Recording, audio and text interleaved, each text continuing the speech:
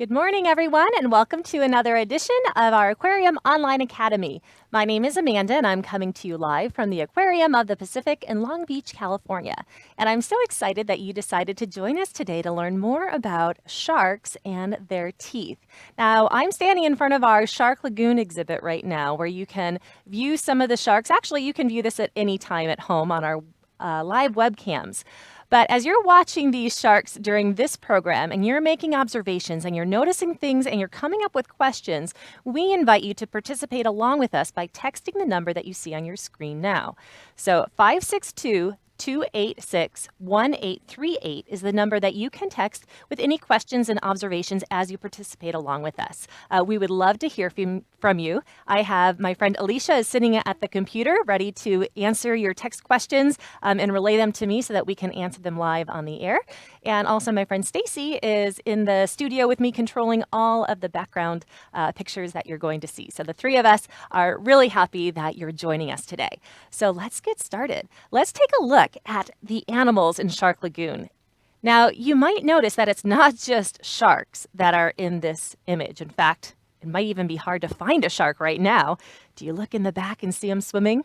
But what other animals do you notice, or what other organisms do you see in Shark Lagoon? Because I want you to think about how sharks are different than from some of the other animals you might be seeing. Now, of course, there was one that just went by the screen. Oh, there is one that swam by. What do you notice about its body? And what is it that makes this shark a shark? Do you see some other animals in there? Down at the bottom? Is that a shark right there? Well, of course not. That's a fish. Now, is a shark a fish? Well, yes, it is. But what is it that makes a shark different from the other fish in here? Well, one of the main differences is what their bodies are composed of. So while they are fish, and in fact, maybe we should review the basic characteristics of a fish. What do fish have that help them to survive in this habitat? As it's swimming through the water, what does it have that makes it a fish? Let's start with that. If you would like to participate along, you can text us in at the number we showed earlier and share your observations with us, and we'll explore and discover things together about sharks being fish. Well, one thing I notice is that thing on its back. Of course, they have fins. Now, the fin on its back has a special name, and many of you might even know the name of this. Sharks are well known for this fin on their back. It's called a dorsal fin. A dorsal fin is the fin on the back of not just a shark, but any animal, because the word dorsal means back. So just like you have a backside, this is your dorsal side. So dorsal means back. So any animal that has a fin on its back has a dorsal fin. So you're looking at the dorsal fin of a shark. But how many dorsal fins do you see on this shark? Is it just one? Yeah, if you look more carefully, you'll notice sharks have two dorsal fins. So one here and one here. Now, this is true. Other fish have two dorsal fins as well. They don't all, but a lot of times they have, at least sharks usually have two dorsal fins. And they are distinct fins. They don't all just run together like some other fish fins can. But it is neat to note that they have those two fins that stick up to help them kind of stay straight and stabilize in the water so that they're not spiraling as they swim through the water. So those dorsal fins are important for helping that shark stay upright and straight as he swims through the water. Now, obviously, there are other fins that the shark has on its body. It has these two fins right here. These two fins on the side of the shark or on any fish are called pectoral fins. The pectoral fins will help the shark to keep its balance and to steer. Now, there's also two other fins here. Did you notice those? Those right there are called pelvic fins. And did you notice there's still even another fin down here? This is called an anal fin. So all of these fins together with the shark will help it to keep its balance and to be upright as it swims through the water. There's another part of the shark that helps push it forward, but you won't notice it flapping its side pectoral fins to help it swim like some of the fish that you might see here in Shark Lagoon. So if one swims up closer, keep an eye as to how these sharks are swimming, what's making them move forward through the water versus some of these fish right here. What are these fish using to help it move through the water? Now, as you're making your observations, Andrew wants to know which shark has the biggest teeth. Ooh, well, of all the sharks alive today, the biggest tooth I can think of is probably from the great white shark. The great white shark has pretty big teeth, and we'll take a look at them a little bit closer in a little bit. But this is the great white shark, and it is a pretty big shark with pretty big teeth because it eats big food. So the type of teeth that a shark has in its mouth will help determine what type of food it's going to be eating.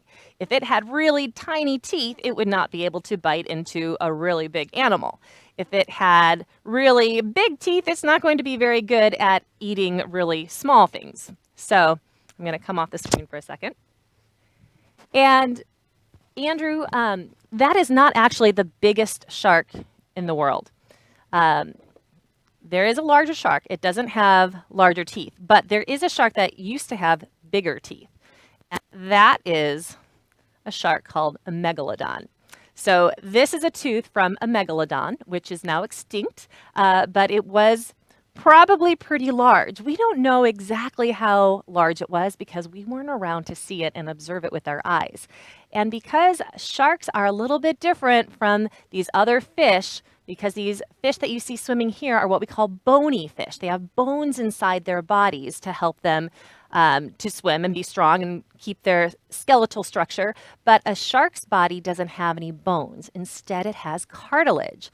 And Angela also knows that. Thank you, Angela, for pointing that out, that sharks have cartilage. They don't have bones like those other fish.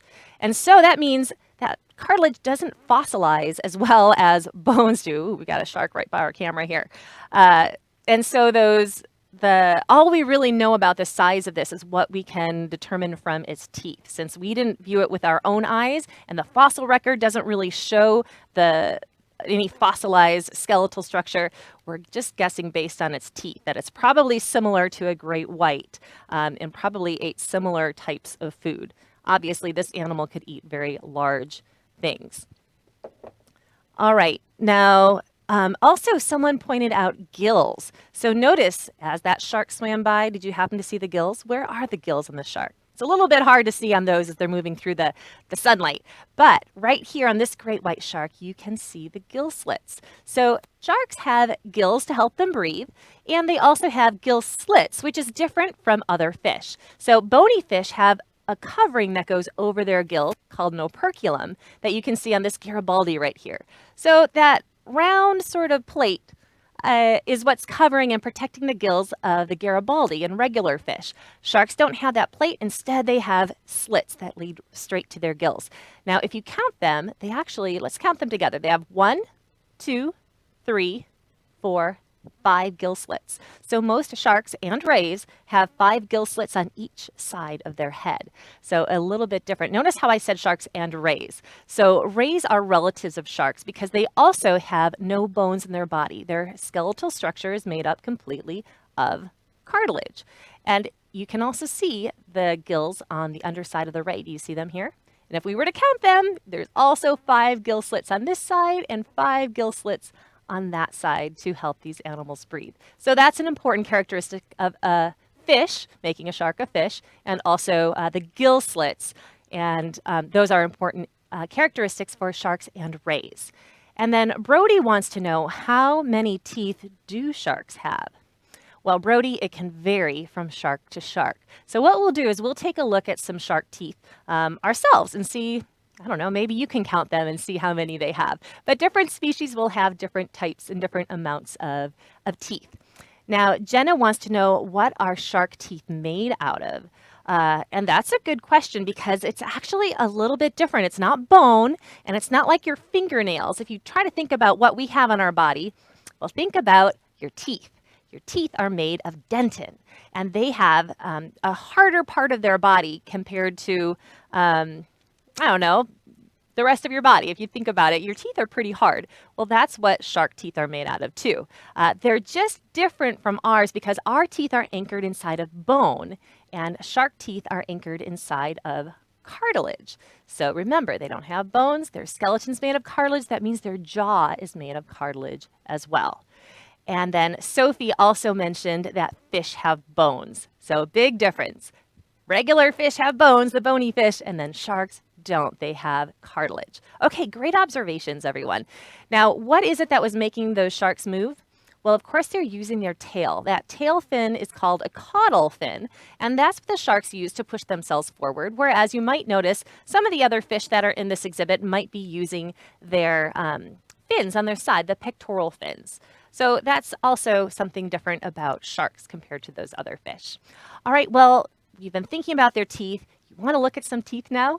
Well, I actually have some shark teeth with me. But if you think about, remember how we said that sharks have different types of teeth for different types of food that they eat? Well, if they eat really big food, we expect them to have really big teeth, like what we were just looking at. But then there are some sharks that actually eat smaller food. Can you think of any sharks that eat small food? It might actually surprise you that it's not necessarily always small sharks that eat small food. What kinds of small food are in the ocean that a shark could eat? I'm going to let you think about that for a minute, and then I'm going to get out a jaw of a shark that actually eats some pretty small food, but is not necessarily a small shark. All right. Actually, as you're thinking about that, there are still some more questions that are coming in. So Riley wants to know, can sharks see color? And believe it or not, Riley, no, they don't seem to be able to sense color very well. So they don't have the same cones inside. Well, your eye has different parts to it. They have rods and cones that help them to see the images sharper or colorful, and sharks don't have the same things that we have in our eyes that help us to see colors. So they're lacking that. How long do they live? Actually, it can vary. It used to be believed that sharks didn't live very long, or maybe they could live as long as 70 years. That seemed pretty long. But then they discovered that there were some sharks that have probably been living for more than 200 years. I believe the Greenland shark is the longest known living shark. So they can live a really long time. Not necessarily all species, but we don't really know. Scientists have limited knowledge of how long all these different sharks can live because there are over 400 different species of sharks. And so it would be really hard to keep track of every one of those and be able to follow it along. Oh, and Kelsey was also wondering how many different species of sharks there are. So more than 400 different species, maybe 440 even. So there are a lot of sharks out there. Thanks for the question, Kelsey. All right, and then Angela wants to know, what is our biggest shark? Well, the biggest shark that we have in this exhibit here at Shark Lagoon might actually be one of our zebra sharks. They're probably one of our heavier sharks. The zebra shark that you can see here actually has spots on its body instead of stripes. So you can kind of see how there's this kind of lighter line going through the middle of all these dots. Well, that's where there used to be a stripe that was kind of white that looked kind of like a zebra, because when this shark hatched out of its egg, and yes, it is a shark that hatches out of eggs, and I'll show you, this is actually an example of a zebra shark egg right here, also called a mermaid's purse. This one's all dried out, but normally if it was in the water, it would be much more flexible. But anyhow, the shark hatches out of that egg, and when it hatches, it has black and white stripes all over its body that make it look like a zebra. And then as they get older, those stripes fade away, and then they turn into spots. So you can still kind of see how those dots are all kind of following along a line right here. So those used to be the dark lines, and then they fade into spots as they get older. And so they look a little bit more like leopard as they're adults, but we still call them by their name, zebra shark, how they look when they're babies. So our zebra sharks might be the largest ones in Shark Lagoon right now as far as sharks go. We do have a larger animal in Shark Lagoon, which is our Reticulated Whiptail Ray. And that stingray can weigh over 400 pounds. Ours is over 400 pounds, which is much larger than we knew it was going to be. So we're learning new things as we have these animals, and they can be really, really long. So keep your eyes open when you look at our Shark Lagoon webcam. If you see a really round, flat animal on the bottom of Shark Lagoon with a really super long tail, that would be our reticulated whiptail ray. But there's our zebra shark right there. So it's a pretty big shark. It can be about twice my size. And there's a black tip reef shark right there. Our largest shark that we have here at the aquarium, though, is probably our sand tiger shark. So the sand tiger shark is this one right here. We call it big guy here at the aquarium. It has a very long, kind of slender body, very pointed snout area here. And again, do you see the two dorsal fins on its back? And so this is the sand tiger shark, and it is the largest one here. It's just not in Shark Lagoon right now. It's in a different exhibit. All right, so still more questions coming in, but I said I wanted to show you the shark that has some really small teeth and eats small things in the ocean. Did any of you figure out what animal I might be thinking of, or what kind of shark it is, or what they might eat? Okay, somebody did. Let's see. It was Melina. Oh, said the whale shark. You're right. It is the whale shark. And this right here is my example of a whale shark jaw. So it is, oh, and Connor also did. Good job, Connor. And so this is the model of a whale shark jaw. They have very tiny teeth. You probably can't even see them here, but they're actually right on the inside. These little tiny, you might be able to see there's a section right here, and at the very bottom, this is almost like just like a textured, almost like a cheese grater with really, really small pieces that are teeth. So there are probably thousands of these little tiny bumps. It's almost like what shark skin feels like. If you've ever pet a shark, if you've come out to Shark Lagoon here at the Aquarium of the Pacific, and you've had a chance to touch a shark, you may have noticed their skin feels a little bit rough. And that's because they have something called dermal denticles that covers their body, which is basically skin teeth. So sharks not only have teeth inside their mouths, they have it on the outside of their body. So here's a close-up picture of some shark skin called dermal denticles. And oh, and Ezekiel also knew that it was a whale shark that we were talking about. Good job, Ezekiel. And so this is kind of like inside the mouth of a whale shark. It's almost like they have some of that skin teeth on the inside. So they eat small things. But what types of small things does the whale shark eat? So here's a picture of the whale shark. And you can see it has a very large mouth. And it's kind of open. Do you see any of those teeth? No, because they're so tiny, right? They'd be right on the inside right here. So what do they eat with those tiny teeth? They eat plankton. So they feed on things that can be very small in the ocean. These little tiny things that can be, well, they might eat some that are bigger, but plankton can be smaller than the size of your hair. And also, plankton can be a little bit larger. Plankton are the things in the ocean that just kind of swim wherever the ocean current takes them. So it doesn't mean they're always microscopic and small, but they can be very tiny. They could be large, like krill, a little bit larger. So krill are like little tiny shrimp about this size.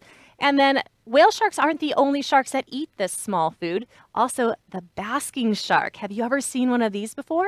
They swim by with their mouth wide open, and you can see those gill slits actually from the inside of the mouth on this one. But they have a very pointed nose up here too, but a very, very big mouth for gathering and filtering out lots of tiny things. So how do they get those tiny plankton? Well, they want to make sure that they don't lose the plankton as they open their mouth, because doesn't it look like it could go right out their gills on the side? Well, they don't have to worry about that because on their gills, they have something called Gill Rakers that will capture and hold on to the plankton so it doesn't get out the gills and their food doesn't get all stuck in their gills. So it keeps it in their mouth. Okay, so there are still some more questions. Let me go ahead and answer. Connor said, whale sharks also eat small food, so Connor knew that. And Sophie wants to know, where do sharks live?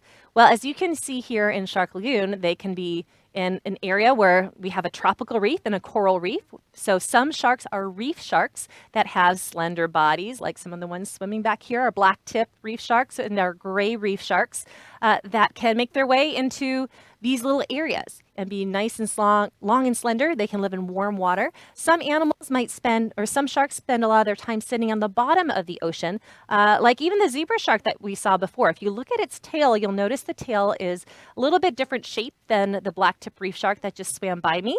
Here's the zebra shark. Look at the long tail it has. And see how it doesn't have that much of a tail on the bottom side? Well, it makes it easier for that animal when it's sitting on the bottom. Here's that picture of that long tail right there. And so these sharks can rest on the bottom. Then there are other sharks that live in the pelagic or the open ocean. So right out in the middle of just the deep blue sea, like the great white shark.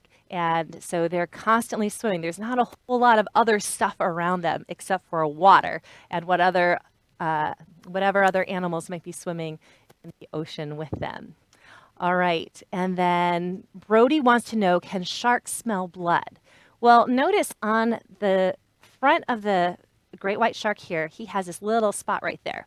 And we think of it as looking like a nostril, like a nose. And that's kind of what it is, except sharks don't use it for breathing like we do, because remember we said they breathe with their gills, but they do use it to sense smell. So they can sense smell, and they're very good at sensing different smells in the water. Not something we can do, because if we tried to do that, well, water would go in through our nose into our lungs, and that wouldn't be very good. So we can't smell in the water, but sharks are able to do it, and they do have a very good sense of smell. So they can smell different things. And blood is one of the ways that they know that an animal who might be sick or injured would be an easier meal for them than a healthy fish. And sharks have an important role in the ocean in keeping the oceans healthy and clean so that diseases and sicknesses don't spread in the ocean. So you can help, or you can thank our sharks for helping keep the oceans nice and clean for us.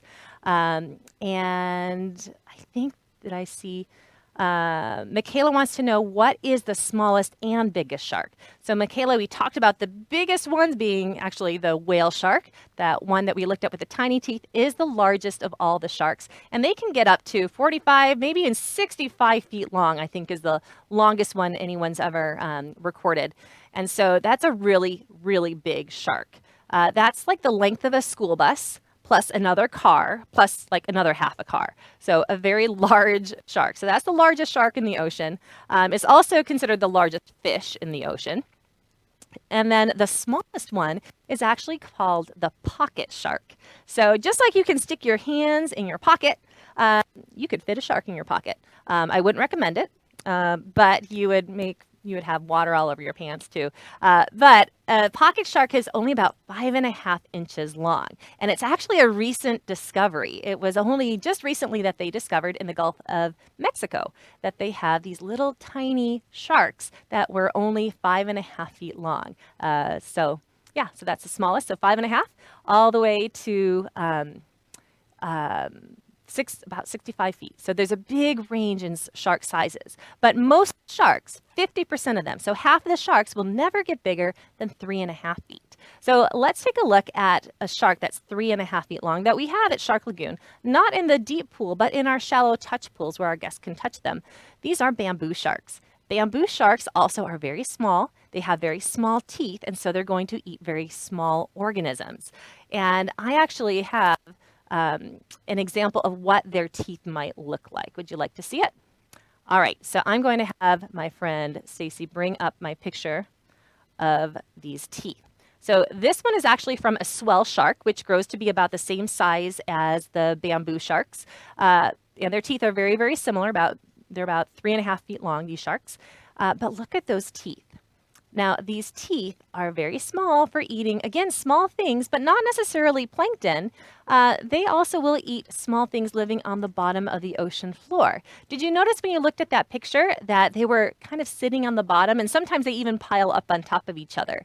And at the front of their heads, they have these little things called barbels, and they'll use them to help find their food in the ocean that might be on the ocean floor. So if we look, though, at the size of this animal, this right here is my finger. This is a very small jaw of a shark. So this right here, oops, let me straighten them out here, is the swell shark jaw. They can grow a little bit larger than that. But then also let me move out a little bit and compare it to the jaw of a great white shark. Again, this is a young great white shark. So you can't, let's see. It's not a perfect size comparison. I know that there's a shadow there, and I was trying to kind of cut back on that for you. Let's brighten it back up again. Okay, so here we have two different size jaws in comparison to that whale shark that we saw earlier. But look at the differences in those teeth. Remember, we had to zoom in really close to see those. Now, this is actually a better example. This is more like what our bamboo shark size would be. So in comparison to my hands, this is how big the bamboo shark teeth are. And if we were to take a closer look again at them, you would notice that those teeth are tiny. Who'd have thought that sharks would have such tiny teeth? Oops, let me back out a little bit. There we go. So look at them. Isn't that interesting? How tiny they are for eating shrimp and small fish. Now, if we were to compare it to the teeth of the great white shark, which I wish I could show you a little bit better, but it's really bright. They have serrated edges and they're very thick. So there, now you can see. Do you see along the edges of these teeth? They have these sharp pointed edges, like the edges of a knife. If you were to use a knife to cut into something big, that's kind of what great white shark teeth are like. Now, they have the ability to cut into something like a large seal or a sea lion, but they would not all sharks, just because they have big teeth, would be able to eat something like that, because there's also this shark jaw right here. And this one is a Mako Shark. Now, these are very similar to the teeth of our sand tiger shark that we were talking about earlier, our big guy. And they have long, skinny teeth that are also really good for eating, for grabbing something that might be large, like a large squid or a large fish, but then they don't have the thick teeth that the great white shark did to cut into it.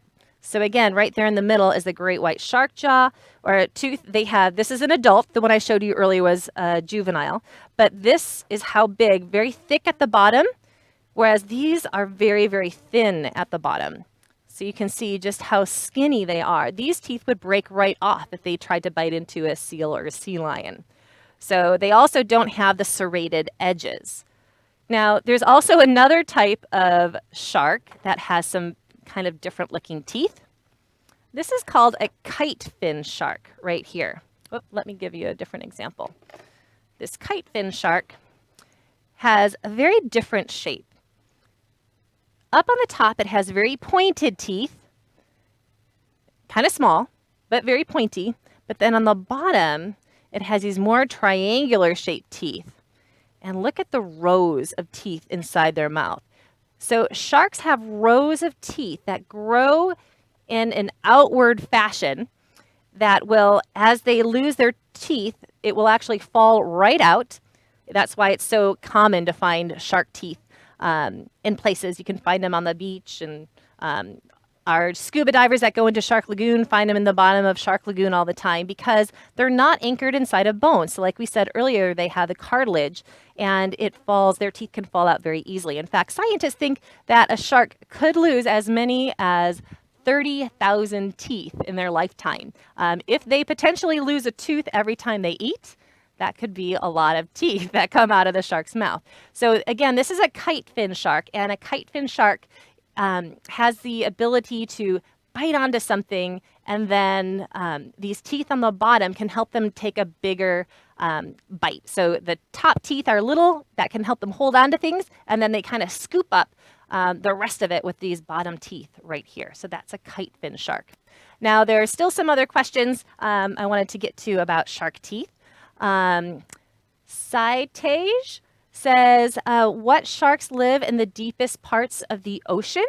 Oh, so the deepest parts of the ocean, that's where you'll find animals like the six-gilled shark. Frilled sharks are another example. So some sharks, a lot of sharks can dive deep, but they don't stay there all the time. And I believe the Greenland shark is another one that will be a fairly deep diving shark, but definitely the frilled sharks and the six-gilled sharks. So thank you, Alicia, for giving me that feedback on those, because I don't know all the species. Let's see, other questions. Camilla wants to know, how do the different sharks live together? Oh yeah, so if we look at Shark Lagoon again, you'll notice we have a lot of different kinds of sharks in Shark Lagoon. It's not all the same species. And again, we keep our sharks very healthy and well fed. So they get food on a regular basis, and they don't have to worry about looking at all the other fish. Ooh, there comes a turtle. There's our sea turtle. Good timing for us. Got to see the sea turtle in our exhibit. Oh, and there's our Mangrove Ray.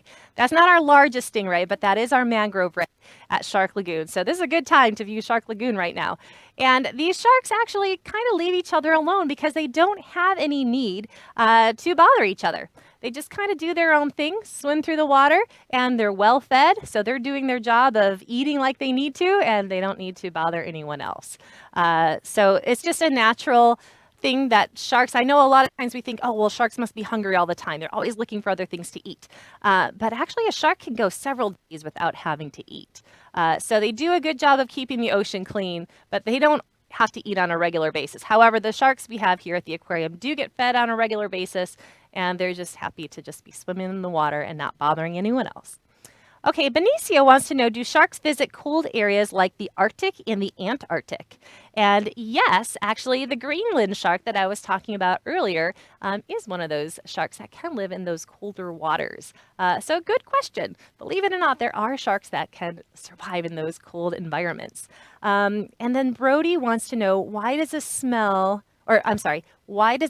fish hang out on the whale shark? Oh, good question. So if we look again at that picture of the whale shark, you might notice this little shark sucker, or this remora on the shark. And they found that the remoras, well, they're a type of a fish that will suction. They have a special head that will allow them to stick onto things. So you're looking at kind of a fish that's hanging upside down on the shark right now.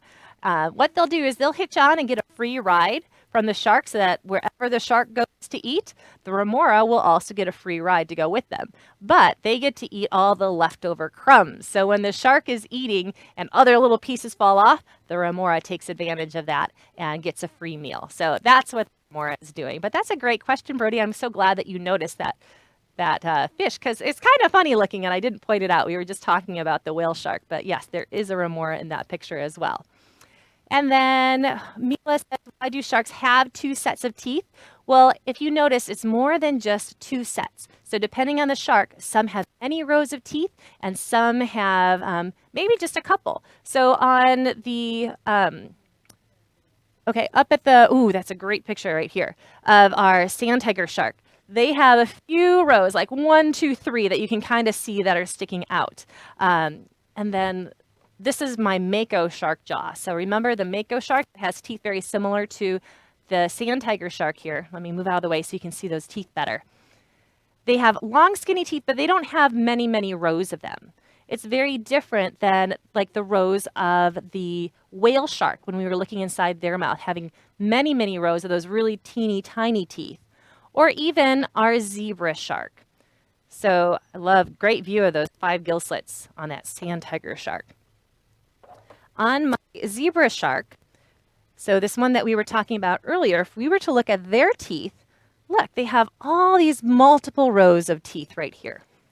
So again, you've got like 1, 2, 3, 4, 5, 6, 7, 8. You can still see it goes back as it kind of rounds around.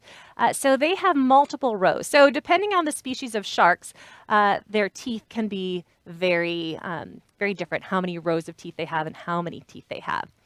All right, and then Michaela wants to know, how big are the teeth of the zebra shark? So these teeth are very, very small. So again, if I was to show you just without the camera how big they are, this is how big they are. Their jaws are pretty tiny. So the zebra shark, very small teeth. They eat small fish, or they could eat fish that we give them, but usually things that are living on the bottom of the ocean, like shrimp and hard-shelled animals that they can break open. Now, speaking of hard-shelled animals that they can break open, we did talk earlier about the ray. And this is actually what the teeth of a stingray looks like. They have flat teeth, and they're even better at cracking open hard-shelled things than even the zebra shark is, because these flat teeth grow in a way that allows them hard surfaces to grind and crack things open. So on the underside is where their mouth is. So all they have to do is swim over the bottom of the ocean floor, the sand, and they can use special little receptors inside and around their mouth that allows, or not inside their mouth, but around their mouth area down here around their snout, that allows them to sense electricity coming from animals that might be buried in the sand. And they use those teeth to crack those animals open when they find them. So things like clams and worms and snails and crabs, things like that.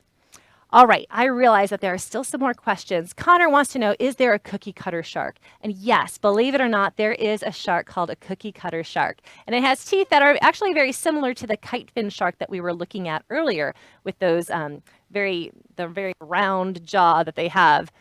And again, this one right here. So very similar teeth to this, with lots of teeth down here and pointy teeth up on the top.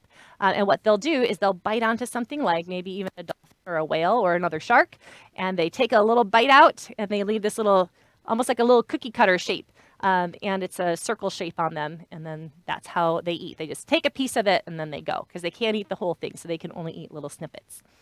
Okay, Melina wants to know, do sharks hunt in groups?